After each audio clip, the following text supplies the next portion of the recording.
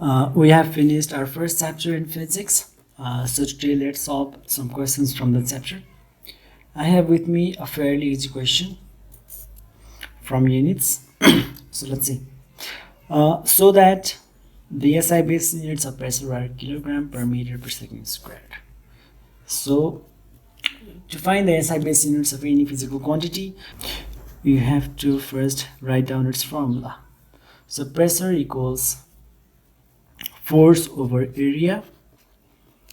Force is mass times acceleration, ma, and over area. And in this equation we can write down the units. Units of pressure. Mass has unit kilogram, acceleration has unit meters per second squared, area has unit meters squared. Then from algebra I get kilogram per meter per second squared. So the SI base units of pressure are kilogram per meter per second squared. Now let's move on to part B. In part B, I have an equation m by t equals kc square root of rho times p, where k is a constant with no units. So k is a constant without units, where c is a quantity and c is a quantity. Rho is density and p is pressure. We know the SI base units of pressure. Determine the base units of c. So we have to determine the SI base units of c.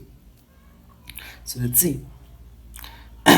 I have this equation m by t equals kc rho p, and if I rearrange it to find c, then I would get m by t times 1 over k times root over, this is rho, times p. So this is the formula to find c. So this is an equation to find c. Now let's write the units. So units of c: mass has unit kilogram, time is unit seconds, 1 does not have any unit. K, so k is a constant with no units, so k does not have any units, any unit. I have root over, so I need to keep the root. So density is mass over volume. So mass has unit kilogram, volume has unit meter cube, so I get kilogram per meter cube. And pressure has unit kilogram per meter per square seconds, and then I would get kilogram. So if I work out from here, it is kilogram squared, meter to the power minus 4, second to the power minus 2. Then I would get kilogram meter to the power minus 2 and second to the power minus 1. So kilogram they would cancel each other, and then second to the power minus 1, second to the power 0, which would give me 1. Meter to the power minus 2, and when it goes to the numerator I'll get meter squared. So this is the SI base units of c.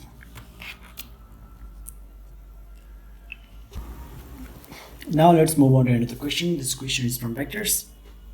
Let's see.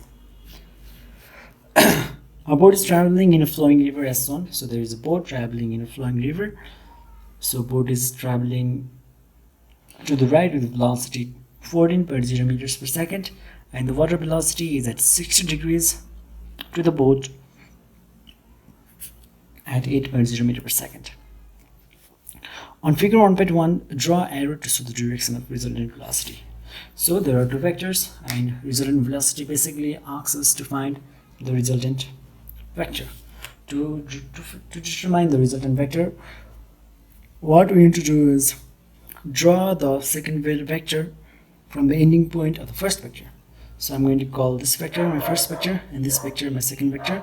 So let me draw the first vector first.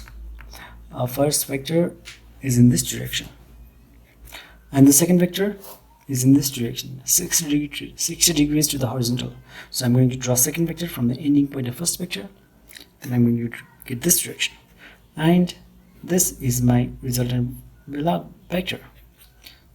So my resultant velocity is in this direction, and in figure 1.1 I'm going to draw fairly in this direction. I'm going to name it R for resultant. Determine the magnitude of resultant velocity. So I have to determine the magnitude of resultant velocity. To determine the magnitude of resultant velocity, I can use the formula R equals root under a square plus b square plus 2ab cos of theta. So this is the formula to find the resultant velocity with two vectors which are at angle theta and have magnitude a and b. So in my case I have, so this is the rough area. So in my case I have first velocity vector of boat which has magnitude 14/0, and I have the second velocity vector of water which has magnitude 8 meters per second, and I need to draw them from the same point to find the resultant. So I need to shift this velocity vector of water to here, then I would get this direction. Now I need to know this whole angle. So what is this whole angle? So we know that water is at angle 60 degrees. So basically this angle would have to be 120 degrees, because this whole angle, it has to be 180 degrees. So to determine the magnitude of resultant, I can use the formula R equals a squared is 14 squared plus b squared is 8 squared plus 2 times a 14 times b 8 times cos of 120 degrees. And if I use my calculator, I will get the answer 12.2 meters per second. So this is the magnitude of resultant velocity. We can also solve this question by resolving the vectors. So let's see how can we solve the question by resolving into vectors. So I have two vectors here, one vector of velocity of boat and the other vector of velocity of water at an angle 60 degrees.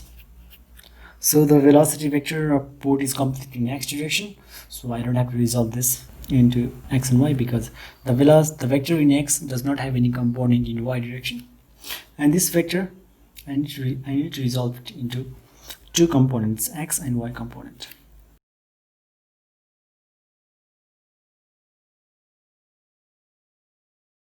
So what I did here was I shifted the velocity vector of water here because I want to start both of the vectors from the same point. Initial angle of the velocity vector of water was at 60 degrees. Now I need to determine this angle. So if this is 60, this is 90, then it has to be 30 degrees, right, from geometry. Now I need to resolve this vector into two components, x and y component. So let's say, so this is my x component and this is my y component. So if this is 30 degrees, then this angle is 60 degrees. So the x component of a vector is r cos of theta, and the y component of vector is r sin of theta. So this vector has component in x direction 8 cos of 60, and this vector has component in y direction 8 sine of 60. So basically I simplified this problem to this scenario, where in y direction the magnitude of the vector is 8 sine 60, and in the x direction the magnitude of the vector is 8 cos 60, and to the right I have one vector, velocity vector of both, which is 14.0. Now there are two vectors in x and only one vector in y. So total resultant velocity in x direction would be 14 minus 8 cos of 60, and in y 8 sine of 60.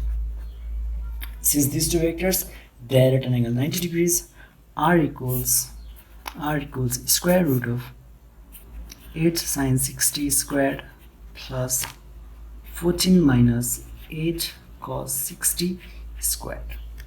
And if I use my calculator, I will get the value 12.2 meters per second. Same answer.